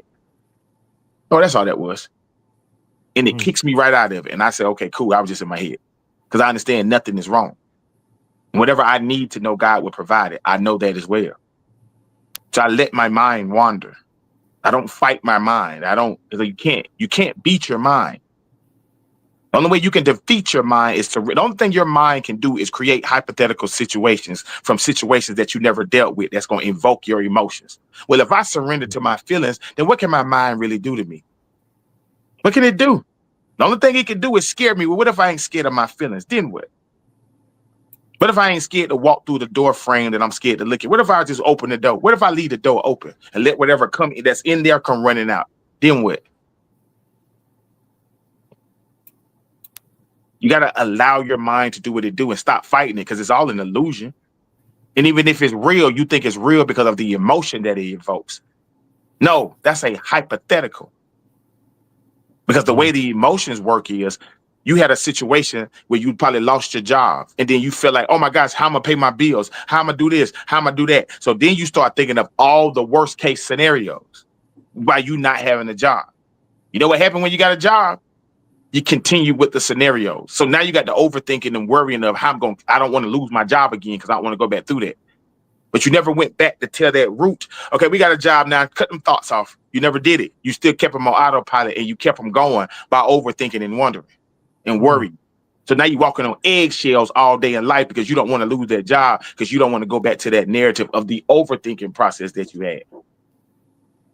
And so now your mind is full with a bunch of hypotheticals that came from one situation that you never told it the truth to. Why? Because your root is really from what you really went through in your childhood. You struggled in your childhood a particular way. Losing your job created the idea of I'm going to go through this again. So that's why you were so desperate to get another one. But when you got that job, it scared you so much when you got the job that you only now is trying to overthink, okay, I don't ever want to feel this again. What else can I come up with to do this? Because it's reminding you of the breakdown. So if you grew up with lights being cut off and no food in the house, well, guess what happened when you lose your job? You think lights going to be cut off and ain't going to be no food in your house. So then you're going to be overthinking and hypotheticals. And then when you get your new job and you're able to buy food and pay your bills, then guess what you're going to do? You're still going to panic because you think it's going to happen. Because if I lose my job, this thing can happen again because you haven't felt that fear in a long time because that's your programming. Life only regurgitates your programming. And you're impressionable as a kid. You express your impressed childhood as an adult. So ultimately, you're still a child. All your emotions, you scared of certain things because of what it was as a kid. Not as a grown man. I promise you. Your fears is some stuff that you went through as a kid. You probably don't eat certain foods because of whatever it was you didn't eat as a kid. You probably don't swim because you almost drowned as a kid. It's things like that. You see what I'm saying? Not knowing that you're a grown man now, they could go take swimming lessons. That's how it works. Impress, express. And it's a subconscious programming.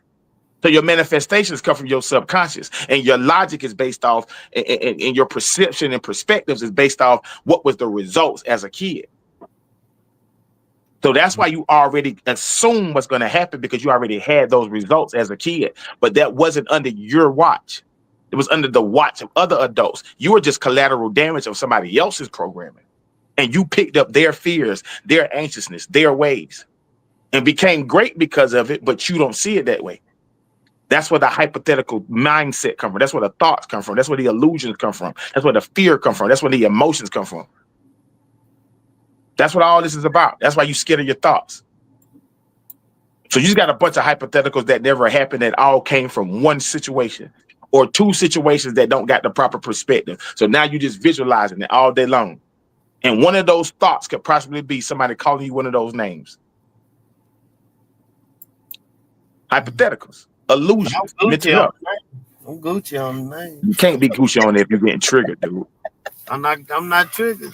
I got you. You know what I learned with you? Just say, "Oh, okay then."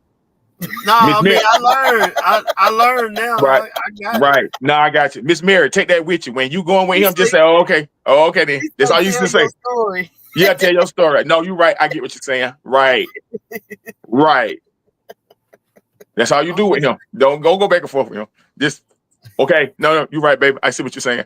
No, you're right. I get it. Just do him like that. Go back and forth. See, because that's. Hey. You know. I got that coach on the seat. Yeah. Y'all funny. Y'all funny. Y'all funny, man. Yeah, he funny. Yeah, but you want to talk about your upcoming July the 12th? Your seminars and stuff?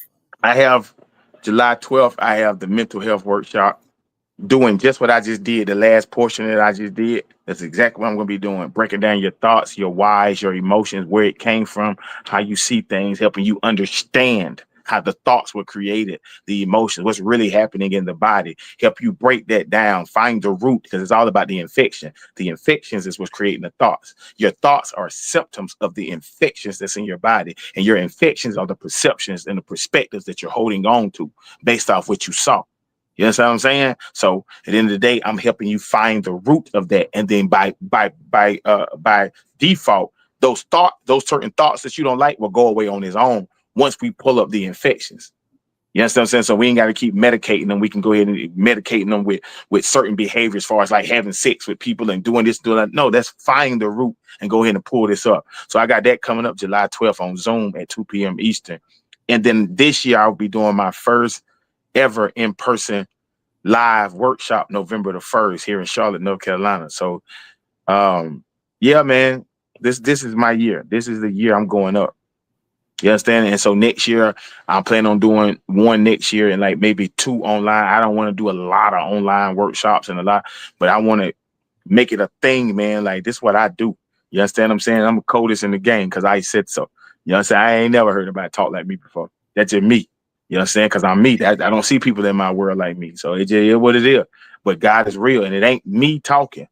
I'm really evidence of a divine presence. I'm just a vessel, and I let God have his way, and I stay out the way. So it is what it is, man. So we going up, but it's all about God's timing. I tried to rush it, but it's based off God's timing, because this is not my life. I'm just the vessel. You dig? So that's what we got going on this year, man. And in November 1st, we're gonna be talking about the custom 4A program that I created during my transformation: awareness, acceptance, accountability, adjustments. And it's a solution-based thing that teaches you how to reprogram. You understand what I'm saying? So that's how they go. We actually did it like that on purpose. Did the mental health last because we knew that you had that show. I mean, the Zoom coming, so that was going to lead. That was one of the mental health questions about the weakness of the guys. I was like, that's a great question for mental health. Absolutely. Yeah. Absolutely. And I was hoping that you would ask me that, because that's what I really, really, really, really, really want men to understand. I want them to understand it so bad. I want them to understand it so bad. And once men understand, women are only your subconscious. Women are only your environment, right? And a lot of men think that it's about getting her approval to make the change, getting her to agree with you, then I'll change. No, I'm a man with or without you. I'm gonna do this with or without you. This is what it's going to be. I'm going to be submissive to the will of God, with or without you. And you question this purpose too much, I'm gonna remove you. That's just how it works, because this is non-negotiable. When you are a man and you're being submissive to the will of God, this is non-negotiable. So that's how it has to be, because I don't even get my way. I'm a vessel. So the idea of egos left a long time ago.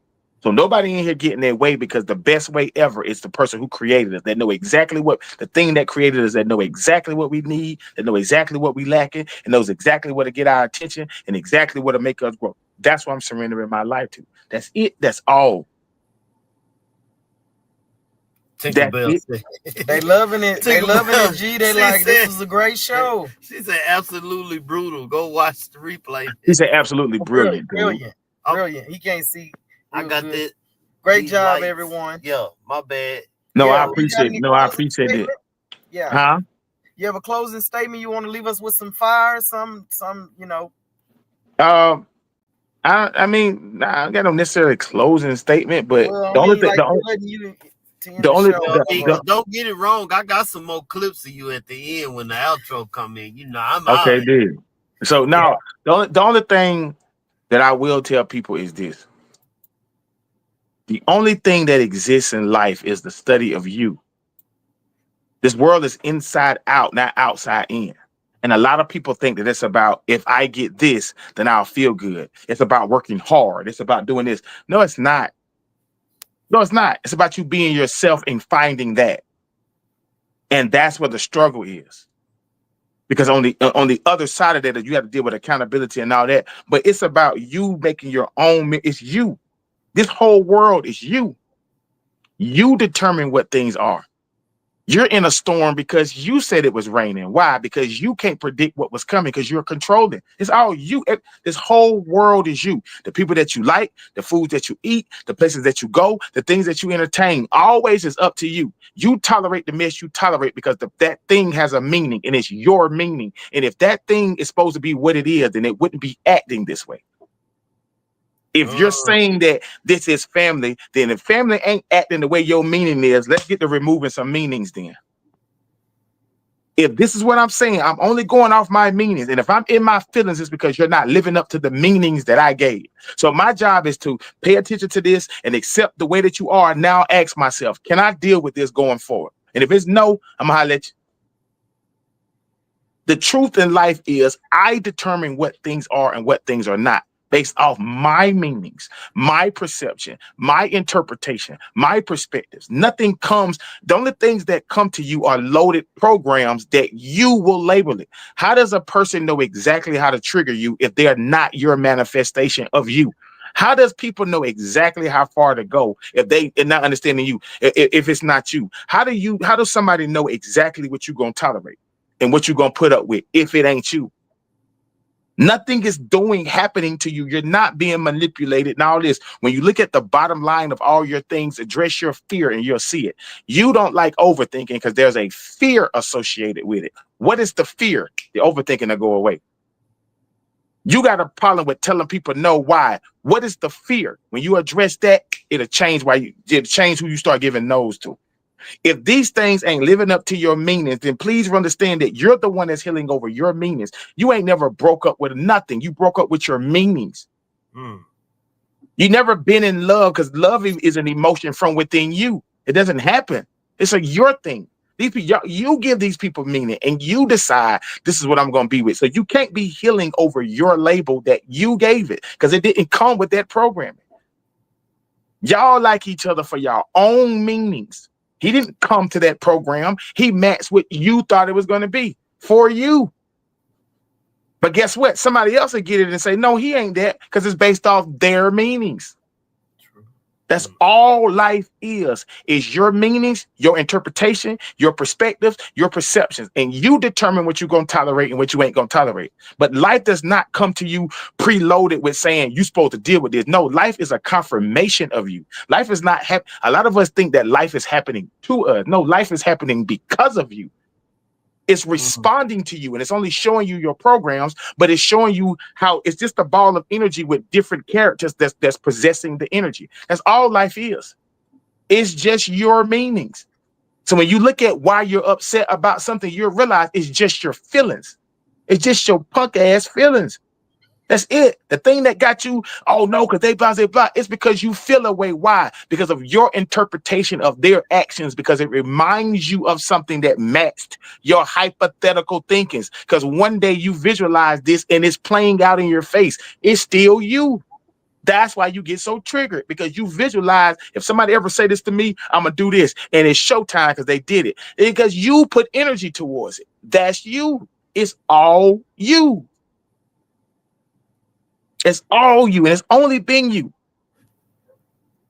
So at the end of the day, no, you determine what you're going to tolerate and what you ain't going to tolerate. You can't be healing over anything. You need to accept you for the way that you are. You're not healing. You just don't love yourself. And you mean to tell me you got to go on a journey to love yourself and you calling it healing? You think you're broken? You think you're a project that needs to be worked on, or are you something that needs to be accepted? Don't try to make me think that you dope when you don't believe it. And you wondering why you keep ending up in such a way, because you don't believe it. And when you believe it, your world manifests and fixes all of that. I ain't look for a soul. They found me and then say, hey, can you show up here? I like the way you talk. Can you do that? Because I'm being me. That's it. That's all. And I'm letting everybody be themselves. But I'm going to show up to be exactly who I am.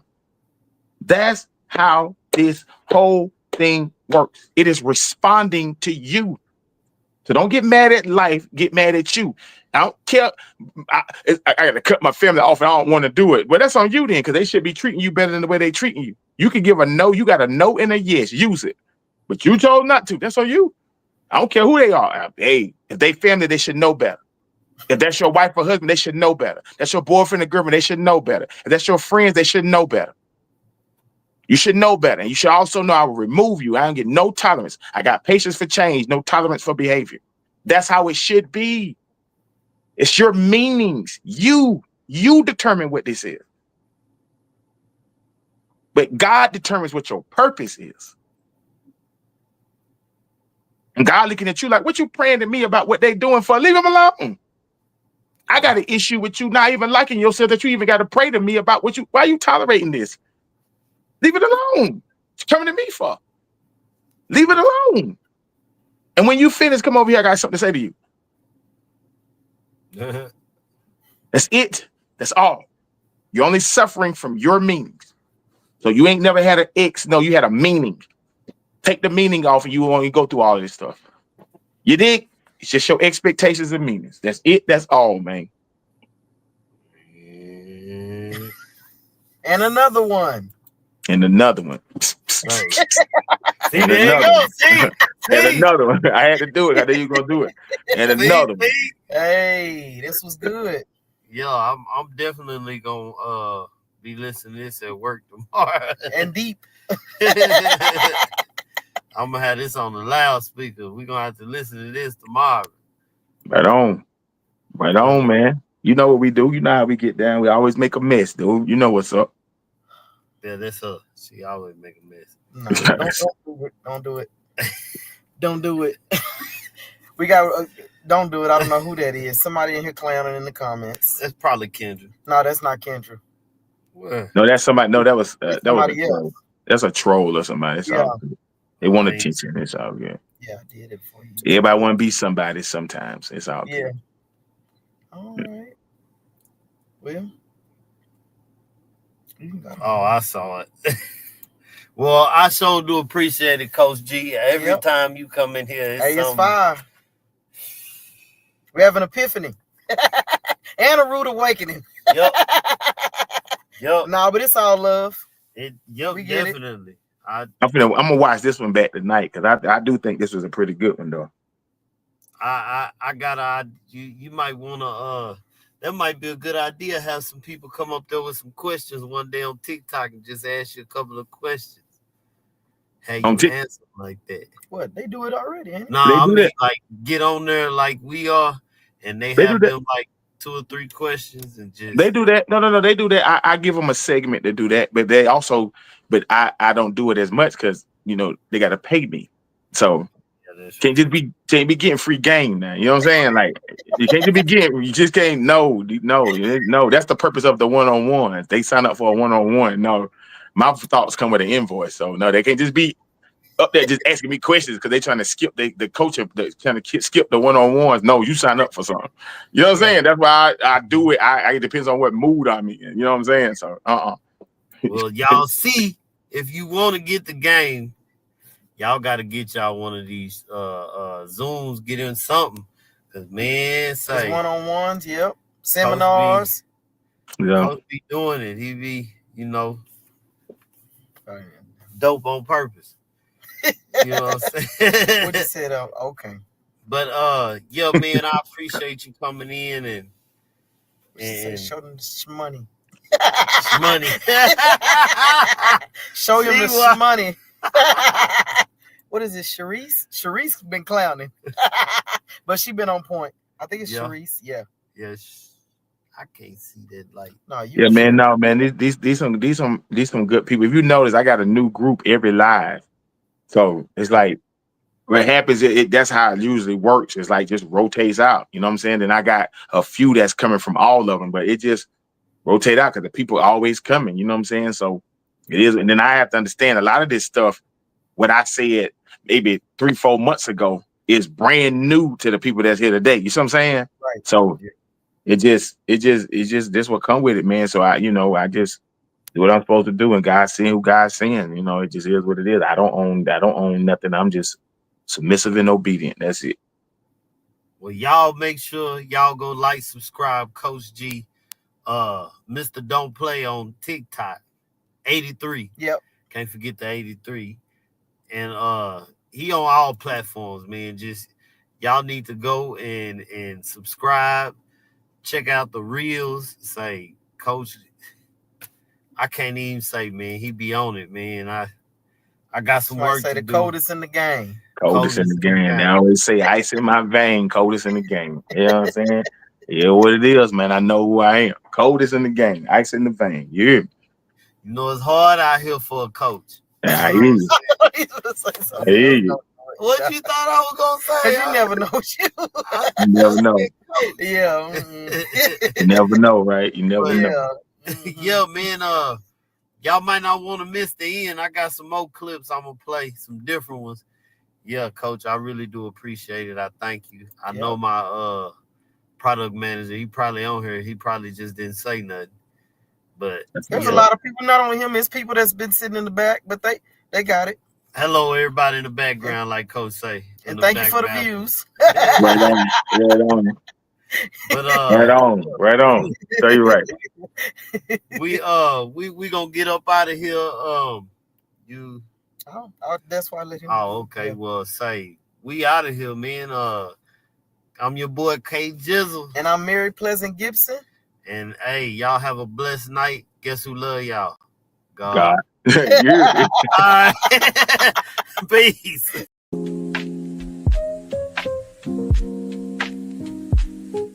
Question, Coach, is love a choice or an emotion? Love is an emotion. Love is a meaning. That's all it is. The presentation is a choice. The feeling is an emotion. That's it. Love is only. I don't care about the presentation. You feel it in your emotions. So the presentation of how they choose to show it, it's just who they are, what's going on. But the word love and all that is just an emotion based off whatever you call it meaning. That's why it's different meanings for different people. But it's only an emotion in which you give meaning to and how you see it. So my idea of love and your idea of love may be two different things. Dig, let me put you on game. When you awaken, one thing you're gonna realize when you awaken is you've only interacted with your illusions and your imagination. That's it. All exists is just an illusions and imaginations, right? When you realize that you have never, ever, ever had anything to the level that you thought you had it, only to your expectations and imagination. That's it. The family that you thought you had never existed. They only existed to the level of expectations that you set. And the area where people make you mad at is because they're not living up to that expectation. People, places, and things have only been expectations. You understand what I'm saying? You understand you have never had, ever, the relationship you was in was never that. It was only your expectations, illusions, and imagination. And when y'all finally ended it, it's because the imagination and the expectations were gone, and you have to accept what is. You only walked away from what had to be accepted. You only was with what you imagined it to be in expectations. You understand what I'm saying? The key is the imagination and the expectations that you set, you reach them for your own good. You understand what I'm saying? And then you let everything be what it is. Let everybody be who they are, accept everything for what it is. But you, if you can create the expectations, you live up to it.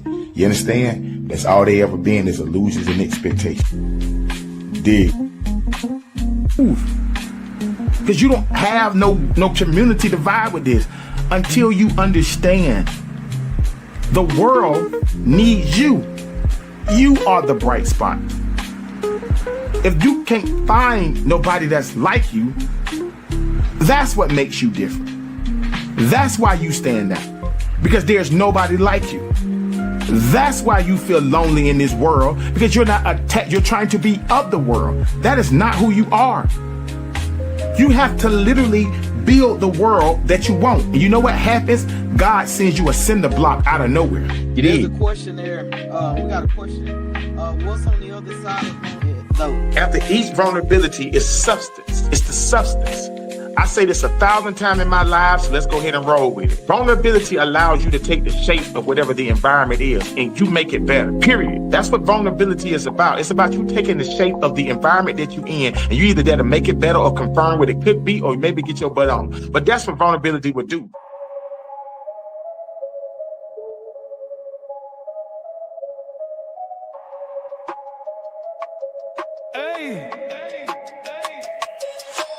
Cruising down the avenue, night full of neon, windows down, beats kicking, that's the ambiance. Lessons from the past, future ain't a promise. In the rear view, guilt weighs heavy, trust like tarnish. Stopped at the corner, mind in the maze, life playing tricks like a magician's phase.